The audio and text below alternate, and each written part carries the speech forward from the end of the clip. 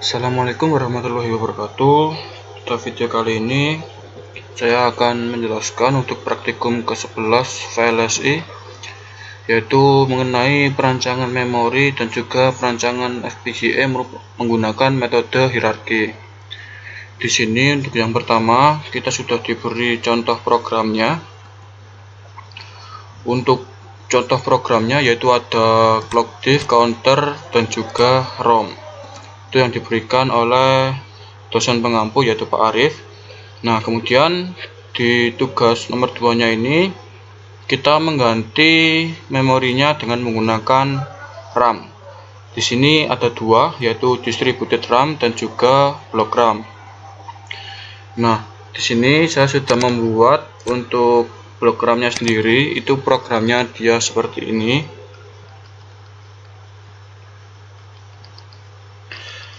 Jadi untuk blok RAM ini dia sinkronus sehingga data outnya kita letakkan di dalam proses. Sedangkan untuk yang distributed RAM dia menggunakan asinkronus, yang berarti data outnya kita harus sendirikan dan kita letakkan di luar proses. Kemudian untuk top levelnya sendiri itu seperti ini. Nah, pada ini di sini U1-nya adalah clock diff, kemudian U2 counter, U3-nya ROM. Di sini untuk blok RAM-nya sendiri kita clock-nya menggunakan clock 3. Kemudian write enable ditambahkan dengan enable. Sedangkan pada distributed RAM kita hanya menggunakan write enable saja.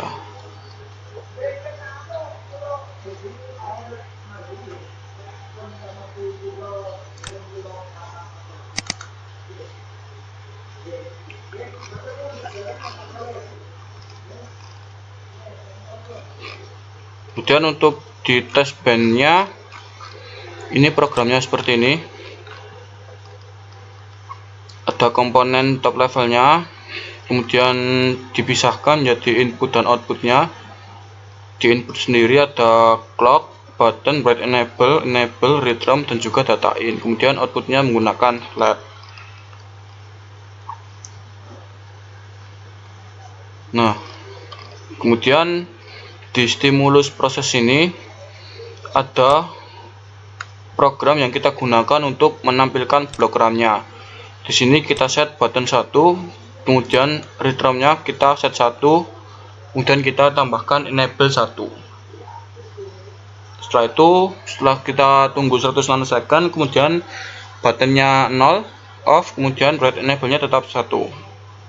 Sedangkan untuk distributed RAM kita tidak menggunakan enable, programnya hampir sama, buttonnya 1, kemudian read RAM-nya di sini kita ganti dengan 0.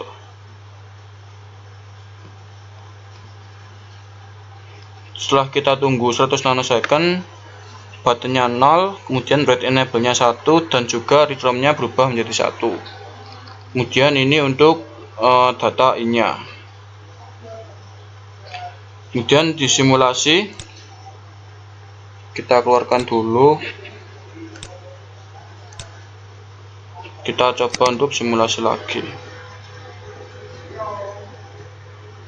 Nah, jadi tampilan awal simulasinya itu seperti ini kurang lebih. Kemudian di sini kita harus memanggil dari blok RAM, U4, dan juga distributed RAM-nya. Ini untuk memanggil sinyalnya. Caranya gampang, kita add to wave window. Nah, kemudian yang ini kita beri warna agar tidak bingung. Sinyal color berwarna kuning dia untuk blok RAM, sedangkan yang distributed RAM sama, add to wave window, kita kasih warna merah. Nah, kemudian di sini dia belum muncul sinyal clocknya.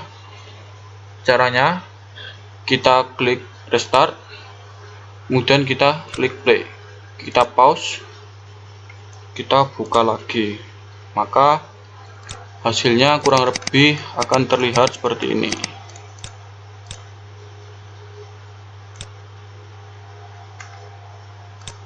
Nah, kita ganti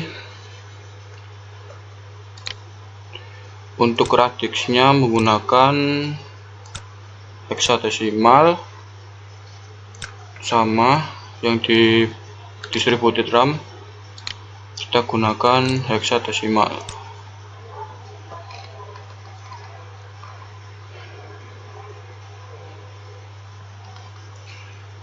Nah, baik, di sini untuk clocknya sendiri dari blok RAM dan juga distributed RAM, dia menggunakan clock 3.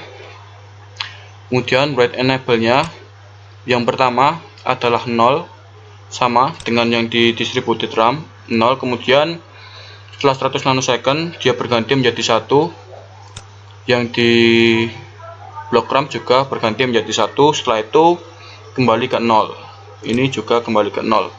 Nah, pada saat di 1 inilah dia akan menginputkan sebuah data dan kemudian akan dikeluarkan melalui RAM di sini. Di sini kita rubah menjadi radiksnya menjadi hexadesimal. Kemudian sama yang di distributed RAM, untuk radiksnya kita ganti ke hexadesimal. Nah, baik, saya ulangi lagi. Jadi pada saat kondisi write enable ini 1, maka dia akan menuliskan data.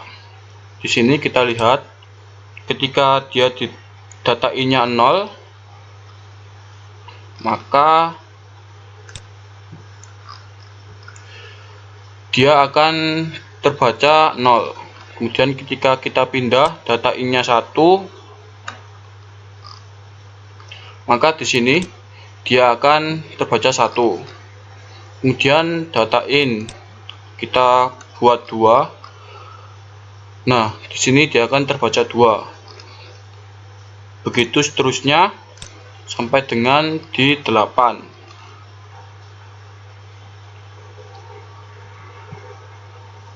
Setelah itu kita pindah ke distributed RAM, sama.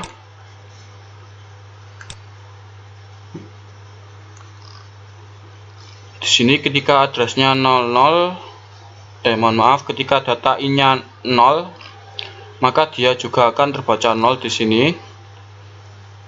Kemudian ketika data I-nya 1, data ini itu yang ini, maka di sini dia terbaca 1. Data I-nya 2, dia terbaca 2. Data in 3 terbaca 3. Kemudian di 4 dia terbaca 4, dan seterusnya sampai dengan 8 dia terbaca 8. Nah, kemudian untuk addressnya sendiri di sini, jika data I-nya 00, maka dia alamatnya adalah 00. Kemudian ketika alamat 01, data I-nya 01, dan ketika addressnya 02, data I 02, begitupun seterusnya. Kemudian untuk yang di distributed RAM,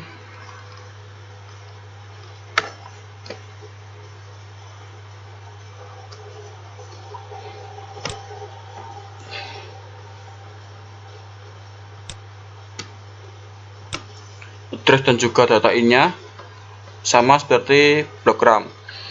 Ketika addressnya 00, data I-nya 00, addressnya 01, data I-nya 01, addressnya 02, data I 02, address 3, data I 03. Begitupun seterusnya. Mungkin ini untuk hasil simulasi praktikum ke-11 perancangan memori dan perancangan FPGA menggunakan metode hierarki. Kurang lebihnya mohon maaf. Wassalamualaikum warahmatullahi wabarakatuh.